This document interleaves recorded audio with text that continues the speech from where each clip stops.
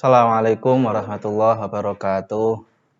Bismillah, alhamdulillah, wassalatu wassalamu ala rasulillah Sayyidina wa maulana Muhammad ibn Abdillah wa ala alihi wa sahbihi wa mawalah wa la hawla wa la quwwata illa billah. Rabbi syrah li sadri wa yassir li amri wahlul 'uqdatam min lisani yafqahu qawli. Raditu billahi rabba wa bil islami dina wa bi Muhammadin sallallahu alaihi wasallam nabiyya wa rasulah, amma ba'du.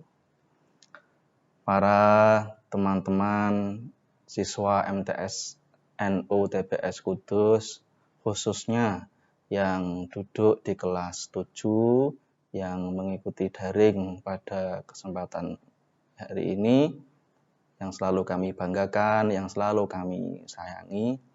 Alhamdulillah, walaupun masih dalam situasi pandemi COVID-19, virus corona, kita masih bisa melanjutkan pelajaran kita, kegiatan belajar mengajar kita, walaupun hanya bertatap muka melewati online atau dalam jaringan. Tapi tidak apa-apa, yang penting kita masih tetap semangat dalam belajar, dalam beribadah, mengaji, apalagi di dalam bulan yang suci ini, bulan Ramadan ini. Semoga apa yang kita lakukan pada kesempatan ini mendapatkan barokah, manfaat fid dini wad dunya wal akhirah. Amin. Allahumma amin. Para teman-teman siswa kelas 7 MTS NU TPS Kudus yang selalu kami banggakan, kita lanjutkan pelajaran fikih salaf yang kiranya kemarin terhenti karena adanya pandemi ini. Kalau kemarin kita membahas tentang beberapa najis beserta penjelasannya masing-masing, sekarang kita melanjutkan faslun selanjutnya. Nanti kalian bisa menyimak kitab yang akan tampil di layar HP atau layar Anda masing-masing. Kita lanjutkan. Sebelumnya marilah kita memberikan hadiah Fatihah kepada musannaf. Semoga apa yang kita baca diberikan kemudahan, kelancaran dan keberkahan. Bismillahirrahmanirrahim. Khususan ila ruhi Syekh Ahmad bin Husain bin Ahmad Al-Asfihani, musannifi hadal kitab Mukhtasar Abi Suja Matan Al-Ghoyah wat takrib ala hadihin niyah wa ala kulli niyati sholihah wa ila hadratin nabiyil mustafa Muhammadin sallallahu alaihi wa alihi wasallam bisirril asraril fatihah. A'udzu billahi minasyaitonir rajim. Bismillahirrahmanirrahim. Alhamdulillahirabbil alamin arrahmanir rahim maliki yaumiddin.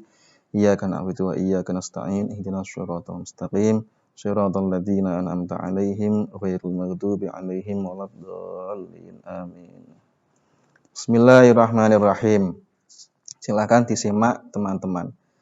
Qala al-musannifu rahimahullahu ta'ala wa nafa'ana bihi wa bi ulumihi fid dharaini.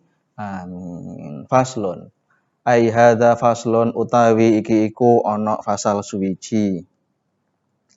Wa yakhruju lan metu minal farji saking farji, apa sing metu salah satu dimain apa telu pira-pira getih. Darah yang keluar dari farji itu ada macam 3. Nanti dijelaskan tiga-tiganya dan beserta penjelasannya. Apa saja 3 darah yang keluar dari farji tersebut? Damul haidi nomor 1 rupane getih haid, wan nifasi lan nomor 2 getih nifas, wal istihadati lan nomor 3 getih istihadah. Yang pertama adalah darah haid, yang kedua adalah darah nifas, yang ketiga adalah darah istihadah. Ini menjelaskan tentang darah, hukum darah yang keluar dari farji perempuan. Apa yang dinamakan haid? Bismillahirrahmanirrahim. Fal haidu mongko utawi getih haid, huwa hiya getih haid, addamu iku getih, al khariju kang metu apa getih min farjil mar'ati saking farjine wong wadon ala sabilis sihhati ing atase dalan sehat, dari jalan yang sehat, bukan dari jalan penyakit. Keluarnya tidak gara-gara penyakit. Min ghairi sababil wiladati saking liyane sebab melahirno, dan juga keluar darahnya tersebut tidak sebab melahirkan. Kalau nanti sebab melahirkan maka dinamakan darah nifas, nanti dijelaskan di depan. Jadi di dalam kitab takrib dijelaskan bahwasanya darah haid adalah darah yang keluar dari farji perempuan dari jalan yang sehat, tidak karena penyakit dan juga tidak sebab melahirkan. Artinya tidak penyakit itu keluarnya darah tidak ada penyebabnya. Khilqahnya, kedadiannya memang seperti itu, keluar darah gitu aja. Itulah yang dinamakan darah haid atau lebih dikenal di masa sekarang itu menstruasi. Semua wanita di dunia ini mengalami mens minimal 1 bulan 1 kali putaran. Kecuali biasanya orang yang hamil, biasanya orang ibu hamil itu tidak mengeluarkan darah haid.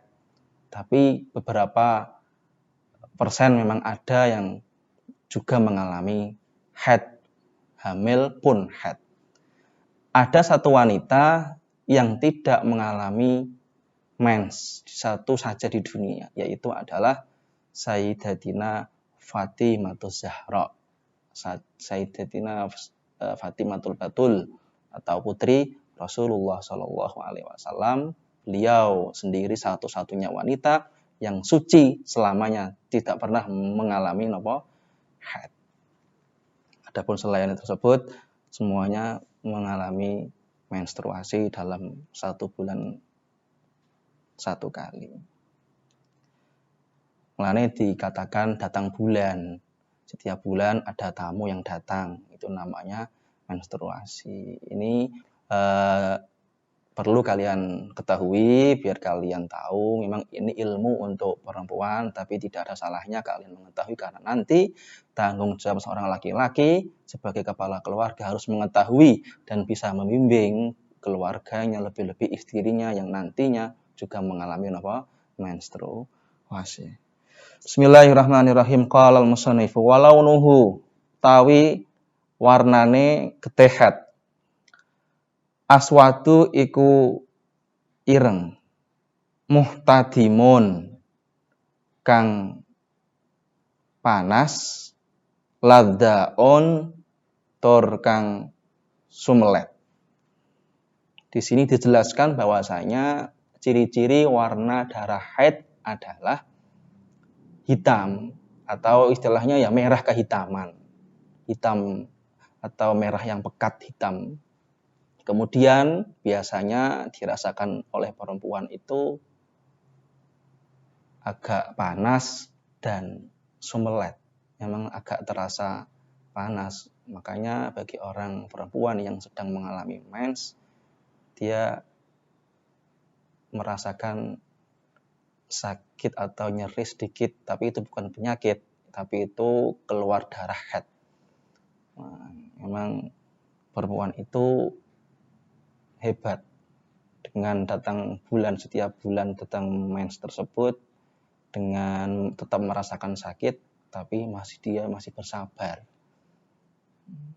Makanya kita harus bisa lebih menyayangi atau bisa memberikan penghargaan kepada seorang perempuan. Bismillahirrahmanirrahim. Qala al-musannifu. Yang kedua, apa yang dinamakan darah nifas? Wan nifasu utawi getih nifas, wa hiya getih nifas. Adamu iku getih, al khariju kang metu apa getih, akibal wiladati ing dalem ngiring-iringi nglahirna. Darah nifas adalah darah yang keluar dari farji perempuan pasca melahirkan atau setelah melahirkan. Jadi ketika setelah melahirkan keluar darah, maka itu yang dinamakan darah nifas. Ketika sebelum melahirkan kok sudah mengeluarkan darah, maka itu tidak dinamakan darah nifas karena belum melahirkan. Terus apa? Dinamakan apa darah tersebut? Ya darah ketika mau melahirkan. Kalau orang Jawa itu mengatakan getih nglarani. Getih yang mau melahirkan, tidak darah nifas. Ketika sudah melahirkan, keluar darah, maka itulah yang dinamakan darah nifas. Karena jelas redaksinya di sini adalah akibal wiladah. Akibal itu pasca. Setelah melakukan lahiran, keluar darah, maka dinamakan darah nifas. Itulah darah nifas. Yang ketiga, istihadah. Apa yang dinamakan darah istihadah? Bismillahirrahmanirrahim.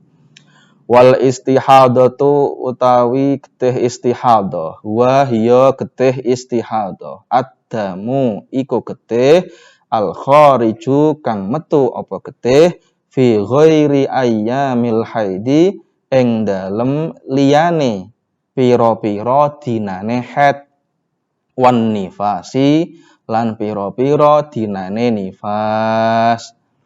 Yang ketiga, darah istihadah yaitu darah yang keluar dari farji perempuan selain haid dan selain nifas. Artinya keluarnya itu tidak pada masa haid dan juga tidak pada masa nifas. Maka selain itu dari kedua tersebut dinamakan darah istihadah.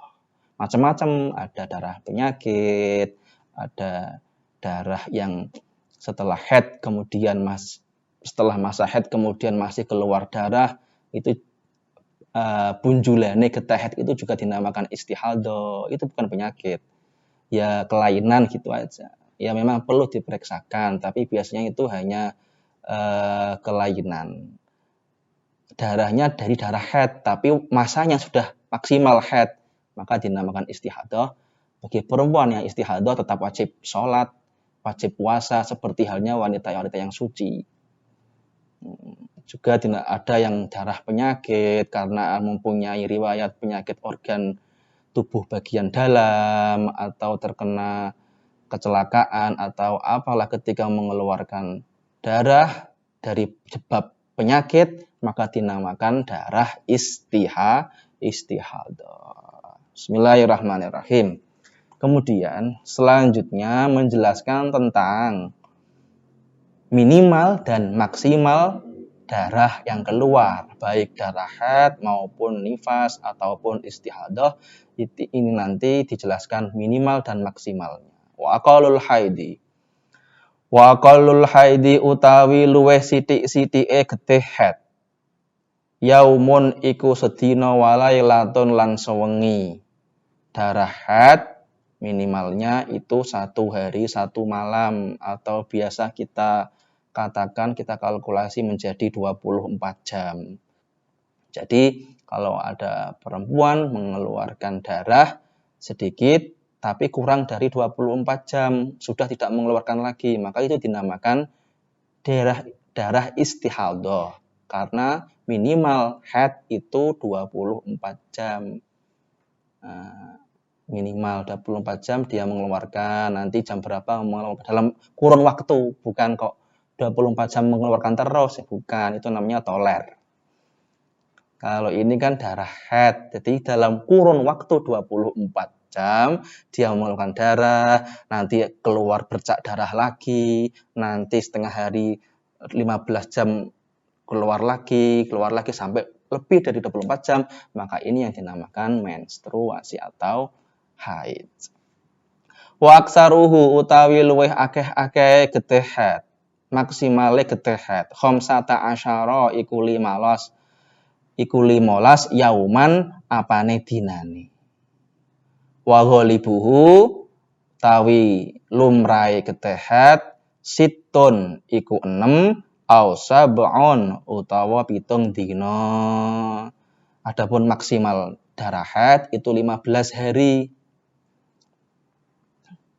Selama 15 hari dia mengeluarkan darah haid, mengeluarkan darah itu dinamakan haid.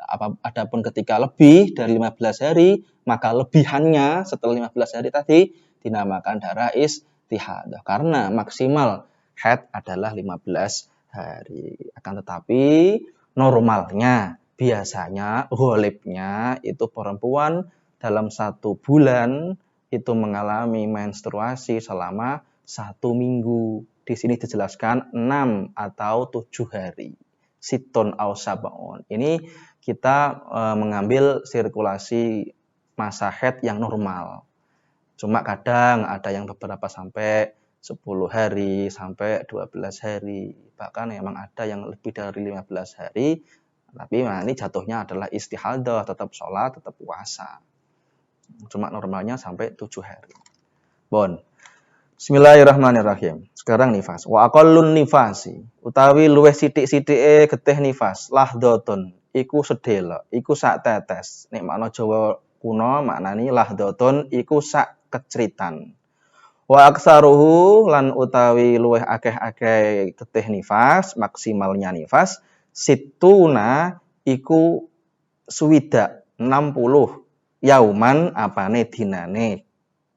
Wa ghalibuhu utawi lumrahe getih nifas arba'una iku 40 yauman apane dinane. Adapun darah nifas itu minimalnya 1 tetes. Sedikit lah ketika mengeluarkan darah setelah melahirkan, maka itu sudah dinamakan darah nifas. Entah itu 1 tetes atau sebercak, 2 bercak seterusnya, maka itu dinamakan darah nifas. Maksimalnya darah nifas itu selama 60 hari. Jadi kanggone wong sing bareng lahirno bar babaran niku ngedalake rah.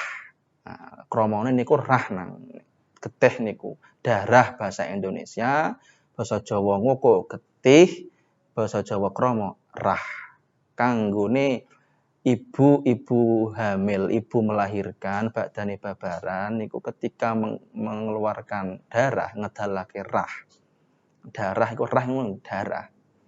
Itu maksimal sampai 60 hari. Kok lebih dari 60 hari masih mengeluarkan darah nifas, maka yang selebihnya dari 60 hari dinamakan darah apa? Istihadah. Cuma normalnya nanti ada. Normalnya itu sekitar 40 hari. Ini juga termasuk lama. Normalnya 40 hari mengeluarkan darah selama 40 hari. Artinya gini, kadang itu setelah melahirkan selama 1 minggu setelah melahirkan itu agak sering mengeluarkan setiap hari. Tapi setelah 1 minggu itu terkadang 2 hari, 3 hari bahkan keluar lagi. Maka ini masih dinamakan nifas. Kalau memang dia ragu sampai 4 hari kok tidak mengeluarkan, maka dia mandi, suci, sholat. Kok mengeluarkan lagi, yang gagal, nggak jadi lagi. Jadi sholatnya tadi nggak dianggap.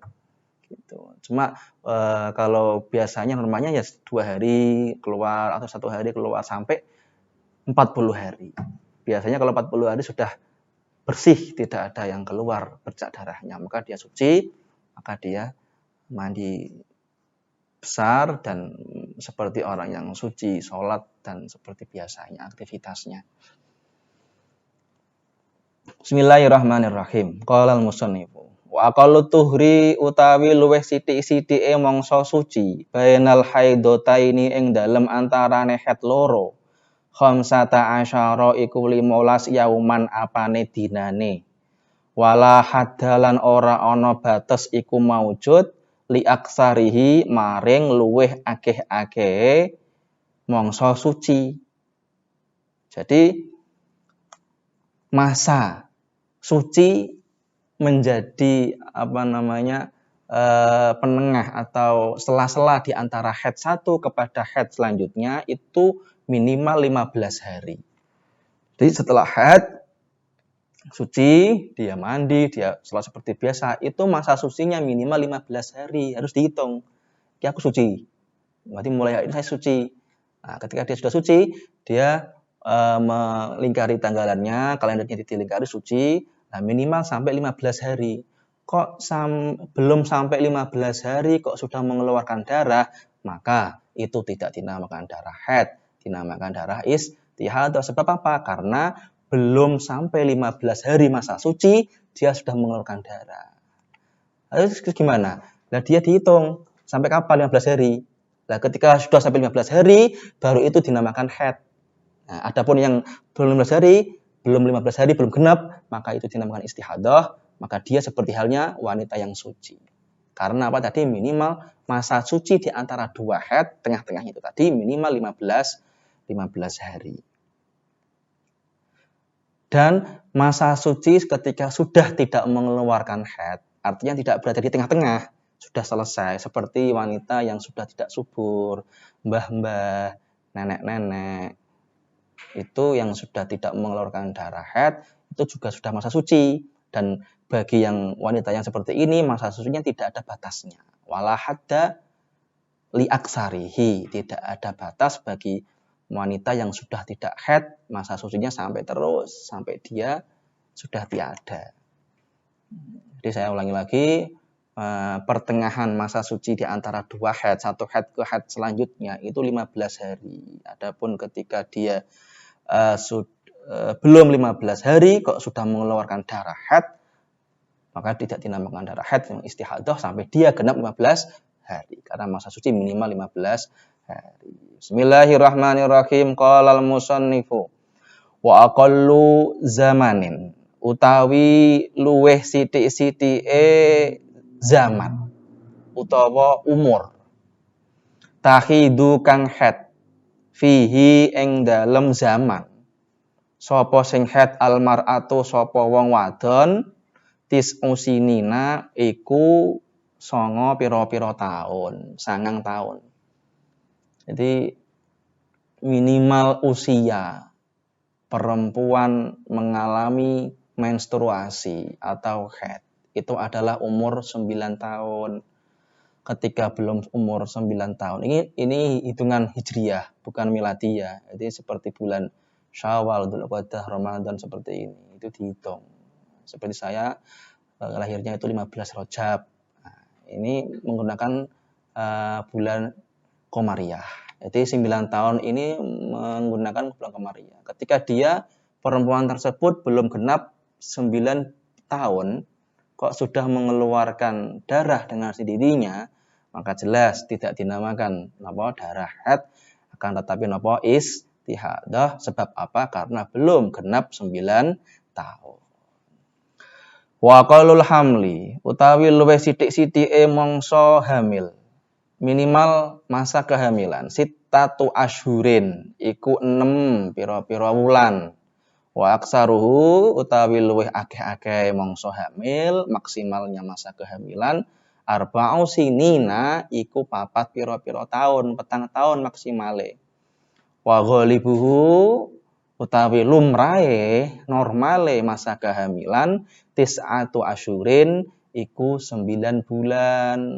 Seperti halnya wanita-wanita normal itu kalau hamil itu kan 9 bulan sudah lahir. Dan ini juga dijelaskan di sini, dijelaskan di dalam kitab Takrib bahwasanya normalnya orang hamil itu 9 bulan lahir. Atau minimalnya berapa tadi? 6 bulan, sittatu asyhur. Karena apa? Karena ketika wanita hamil 6 bulan, ketika sudah melewati 6 bulan kok lahir, di situ masih ada peluang untuk kehidupan. Masih ada peluang hidup karena batas bayi atau janin yang berada di perut ibunya itu diberikan roh ketika masa usia kehamilan 6 bulan. Kalau belum 6 bulan belum diberi nyawa. Ketika prematur lahir, ya tidak ada kehidupan di situ. Kalau umur 6 bulan, 7 bulan, 8 bulan prematur, terpaksa harus keluar dari perut ibunya, masih bisa diikhtiari, diusahakan untuk diberikan kehidupan di inkubator, di ventilator atau seterusnya. Belum sempurna tapi masih bisa untuk hidup di dunia. Karena apa? Minimal hamil itu tadi 6 bulan. Maksimalnya masa kehamilan adalah 4 tahun. Nah, kalau zaman sekarang sudah sangat jarang sekali. Kalau zaman dahulu ada, bahkan riwayatnya Imamuna Asy-Syafi'i itu juga di dalam kandungan ibunya itu selama 4 tahun. Selama 4 tahun Imam Syafi'i itu berada di dalam kandungan ibunya. Sedangkan ibunya adalah wanita yang sangat sholihah, sering menghatamkan Al-Quran, sering beribadah. Imam Syafi'i berada di dalam perutnya. Ketika lahir, ya terbukti menjadi imam besar, Imam Muna Imam Syafi'i. Sedangkan ayahnya Imam Syafi'i itu kan seorang yang ahli zuhud. Bahkan diriwayatkan, diceritakan itu ayahnya Imam Syafi'i itu adalah pernah suatu ketika memakan buah apel, wakilah buah delima. Kemudian itu saking laparnya, kalau nggak lapar nggak dimakan. Terpaksa dimakan, kemudian mencari pemiliknya untuk mencari halalnya. Kemudian ketemu kepada pemiliknya, pemilik buah apel tadi, kemudian diminta halalnya. Orang yang mempunyai apel tersebut pemiliknya tahu, oh ini orang bukan sembarangan. Satu apel saja dia mencari sampai ketemu pemiliknya. Ya sudah, kemudian dia yang pemilik apel tersebut berkata, kamu saya halalkan buah apelnya dengan syarat kamu harus menikahi putri saya. Yang mana putri saya tersebut tidak mempunyai mata atau buta, tuli, bisu, lumpuh. Nah, ayah dari Imam Syafi'i tersebut yang tadi yang mencari halalnya buah delima atau apel tadi itu pasrah demi halalnya buah apel mau dinikahkan dengan seorang putri yang buta, tuli, lumpuh. Setelah menikah kemudian masuk ke dalam kamar, ayahnya Imam Syafi'i adalah seorang yang soleh, orang yang solih, kemudian masuk ke dalam kamar untuk menemui istrinya. Karena baru pertama kali bertemu, mengucapkan salam, Assalamualaikum. Kemudian dari dalam kamar terjawab, Waalaikumsalam warahmatullah. Kaget ayahnya Imam Syafi'i, katanya bisu, tuli, kok ini ada yang jawab. Ternyata ibunya Imam Syafi'i ini, putrinya dari pemilik apel tadi adalah seorang wanita yang sholihah. Tidak buta karena tidak pernah melihat kecuali ibadah. Bisu tidak pernah berbicara kecuali berzikir. Tuli tidak pernah mendengar kecuali untuk mendengarkan sesuatu yang mempunyai nilai positif atau ibadah dan seterusnya. Nah, Imam Syafi'i lahir dari dua orang yang hebat seperti ini dan berada di dalam kandungan selama 4 tahun. Maka keluarlah Imamuna Asy-Syafi'i.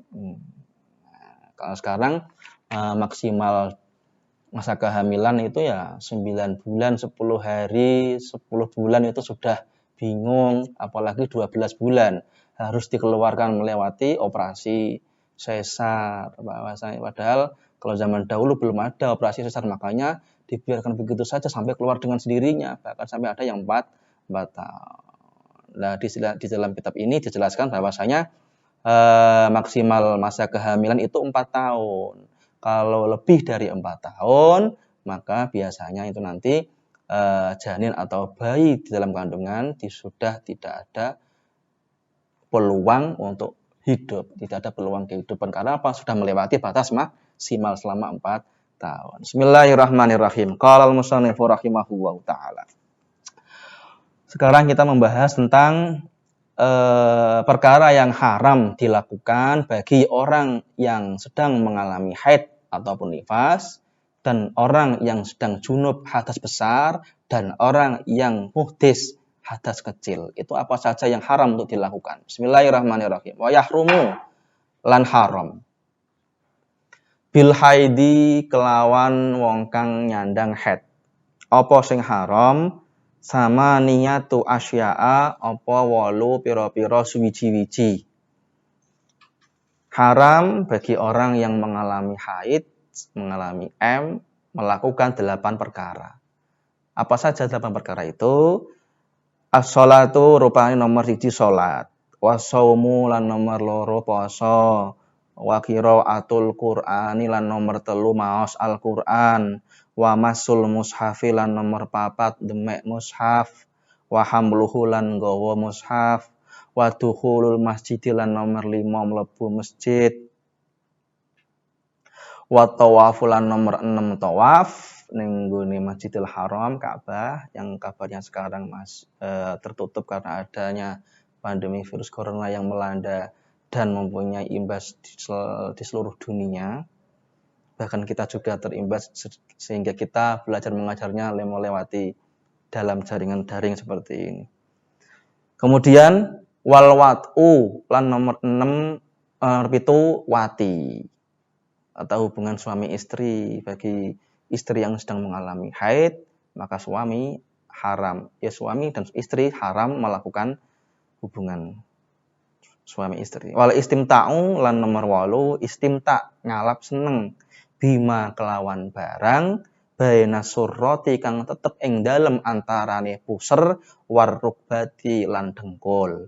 Yang nomor 8 itu haram bagi orang yang haid dan nifas itu mengambil suatu kesenangan di antara pusar dan lutut. Batasnya pusar karo lutut.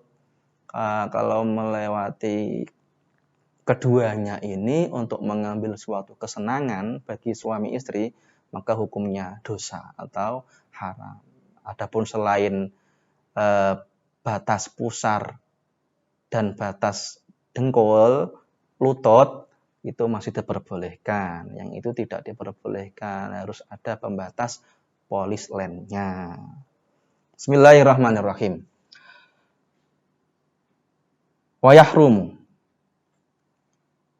Jadi tadi ya, ada 8 perkara yang haram dilakukan bagi orang yang haid. Yang pertama, sholat. Yang kedua, puasa. Yang ketiga, membaca Al-Quran.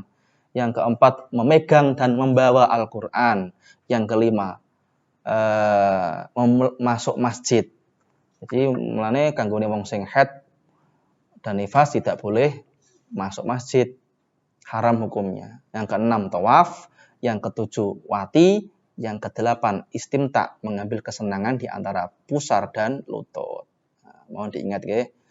Bismillahirrahmanirrahim. Yang selanjutnya, wa yahrumu lan haram alal junubi ing atase wong kang junub hadas gede.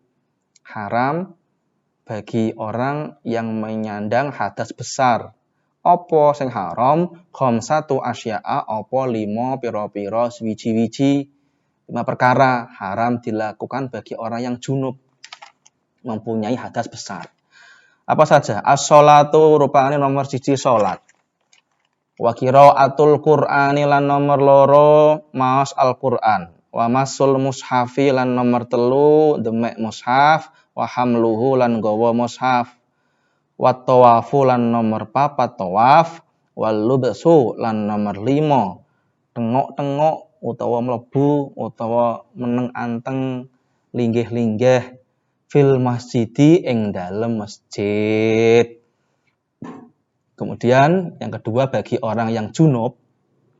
Ini junub itu ya baik laki-laki maupun perempuan. Kalau haid tadi 8 tadi khusus untuk perempuan saja. Yang 8 tadi. Kalau yang kedua ini baik laki-laki maupun perempuan ketika mengalami hadas besar itu haram melakukan 5 perkara. Nomor 1 sholat, nomor 2 membaca Al-Quran, nomor 3 memegang dan membawa Al-Quran, nomor 4 tawaf, nomor 5 masuk atau berdiam diri di dalam masjid i'tikaf. Lah wong dekne niku hadas besar kok. Dekne niku nggawa hadas kok. Malah ning jero masjid sing masjid niku wau napa suci, maka hukumnya haram. Tidak boleh berdiam diri i'tikaf di dalam masjid. Jadi kalau tadi haid itu ada 8 khusus perempuan, kalau sekarang itu 5 laki-laki dan perempuan, itu bedanya apa? Bedanya 3 berarti. Ini kan 8, ini kan 5. Berarti 3. Apa yang membedakan? Itu yang pertama puasa. Kanggone wong sing haid iku gak oleh poso. Kaya wayah ngeten iki, wayah Ramadan bagi orang wanita sedang mengalami haid haram melakukan puasa. Tapi nanti ketika setelah Ramadan, ketika sudah suci, maka wajib mengqodoi. Itu kalau puasa. Kalau sholat, ketika mengalami haid, haram sholat. Tapi tidak perlu mengqodoi. Kalau puasa, wajib mengqodoi. Jadi tadi ya, bedanya 3. Yang pertama adalah puasa. Bagi yang junub, wajib tetap puasa. Kalau yang haid haram puasa. Yang kedua adalah wati, yang ketiga adalah istimta. Ini bagi suami istri, maka tidak diperbolehkan wati dan istimta mengambil kesenangan di antara pusat dan lutut ketika si istri sedang mengalami menstruasi. Makanya disingkat menjadi menstruasi. Bismillahirrahmanirrahim. Yang terakhir, wa yahrumulan haram alal muhdisi ing atase wong kang hadas cilik sing dimaksud yang mriki. Apa sing haram? Salah satu asya apa telu pira-pira suwiji-wiji. Kanggone sing wong duweni hadas cilik sing ora duwe wudu haram nglakoni telung perkara. Apa wae rupane as-sholatu nomor 1 salat, wa tawafu lan nomor 2 tawaf, wa masul mushaf lan nomor 3 demek mushaf, Al-Qur'an wa hamluhu lan gawa Al-Qur'an. Jadi yang terakhir, bagi orang yang tidak mempunyai wudu atau hadas kecil, maka haram melakukan 3 perkara, yaitu sholat, yang kedua tawaf ning Masjidil Haram, baik tawaf itu tawaf sunnah, tawaf qudum, tawaf umrah, tawaf haji, dan seterusnya. Ini karena tawaf itu harus mempunyai wudu, harus bersih dari suci dari hadas kecil. Tawaf yang ketiga, yang terakhir adalah memegang dan membawa Al-Qur'an. Kalau membaca boleh. Gak ada wudu, ana ning nggone napa namine di dalam rumah ada suatu figura kaligrafi Al-Qur'an, kita baca Rabbi anzilni munzalam mubarakan wa anta khairul munzil. Boleh walaupun tidak mempunyai wudu. Karena orang yang tidak mempunyai wudu, hadas kecil itu boleh membaca Al-Qur'an, tapi enggak boleh itu memegang dan membawa Al-Qur'an, harus mempunyai wudu. Itulah 3 perkara yang haram dilakukan bagi orang yang tidak mempunyai wudu. Itulah tadi faslon tentang darah, haid, nifas, istihadah beserta masing-masing penjelasannya. Kemudian perkara yang diharamkan bagi orang yang haid, kemudian bagi yang junub, hadas besar, dan orang yang muhdis, hadas kecil. Kiranya bisa dipahami oleh teman-teman kelas 7 siswa MTSN UTBS Kudus agar bisa dipahami untuk nanti dikerjakan soalnya di link di deskripsi YouTube di bawah ini. Semoga diberikan kemudahan dalam mengerjakan dan mendapatkan nilai yang maksimal. Amin. Allahumma amin. Kiranya ini dulu yang dapat kami sampaikan. Nanti kita bisa sambung di kemudian. Kita tutup. Faslun. Ai hadza faslun. Wallahu a'lam bis-shawab. Wal afu minkum. Wallahu waliyyut taufiq wal hidayah. Assalamualaikum warahmatullahi wabarakatuh.